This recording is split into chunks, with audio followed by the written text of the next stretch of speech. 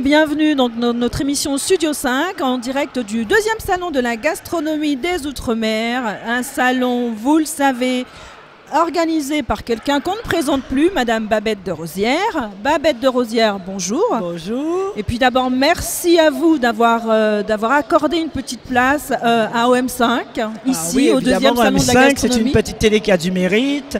Et puis il faut que cette télé soit reconnue finalement. Parce que c'est une petite télé qui travaille bien, qui m'a beaucoup aidé d'ailleurs. Et à chaque fois, il a aucune mal pour se déplacer. Et puis surtout, il met en valeur les Outre-mer. Ça, c'est important. C'est important pour vous en tout cas. On parle le même langage. Combat.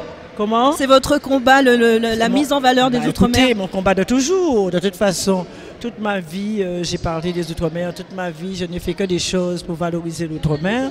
Je pense qu'à un moment donné, il faut les rassembler, il faut les mettre au même endroit, tous ensemble, ce que c'est jamais fait. Et j'ai eu l'idée de monter ce salon. Ça n'a pas été facile.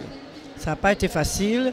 Et ce salon, au début, quand j'ai annoncé au public, aux amis que j'allais faire ce salon, les gens ont eu des doutes en me disant, tu crois, c'est lourd, est-ce que tu tes épaules toute seule, tu vas faire ça? J'ai dit, tant pis, je me jette à l'eau. Moi, j'ai envie de les voir ensemble. J'ai envie de les voir sous le même toit.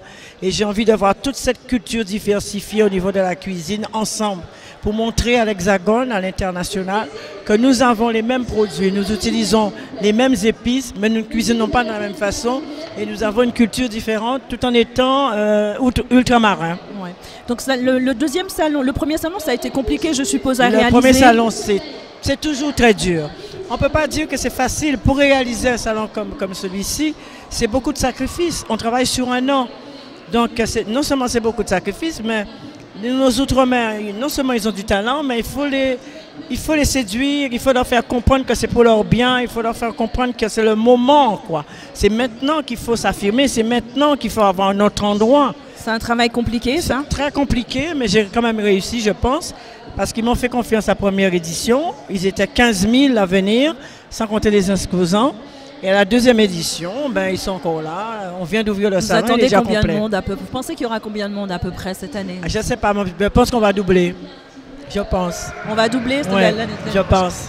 Ça a pris une grosse ampleur quand même, le salon. Ça a pris beaucoup d'ampleur, le salon. J'ai pas entendu. Le salon a pris beaucoup d'ampleur. Ah, le salon, bien sûr, mais c'est beaucoup plus grand. Et puis il y a beaucoup plus de choses au niveau de l'animation. Il y a aussi de bien manger. Parce que j'ai remarqué que les gens aux Antilles, en Outre-mer, ils ont tendance à grossir un peu. Donc là, j'essaye de faire des menus équilibrés, leur montrer qu'on peut manger tous les produits que nous trouvons chez nous, mais savoir l'utiliser d'une façon diététique. J'ai remarqué, c'est vrai que j'ai fait un petit tour des stands et effectivement, il y a un stand qui est consacré au bien manger, à la nutrition, à la lutte contre l'obésité. Absolument. Il y a énormément de stands qui font très attention aux produits utilisés. Je suis la première à faire attention. Voilà, et aux produits sans gluten. Tout ce qu'on a chez nous, mais il faut équilibrer. On ne peut pas manger un gros steak avec un morceau de foie gras, par exemple. Il faut savoir manger ou le steak ou le foie gras. Oui, il faut faire un choix. Il faut faire un choix. On peut manger un steak avec des légumes. On peut manger tout avec modération et puis en équilibrant au maximum. On parle un tout petit peu de Babette qui vient d'être élue toute nouvelle conseillère régionale d'Île-de-France. Il y a un âge pour tout.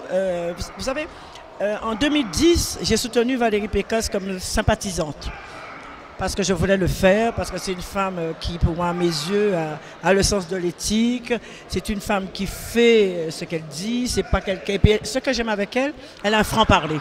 C'est pas une femme qui va te montrer les dents et puis derrière, non. C'est une femme qui est très franche, très sincère.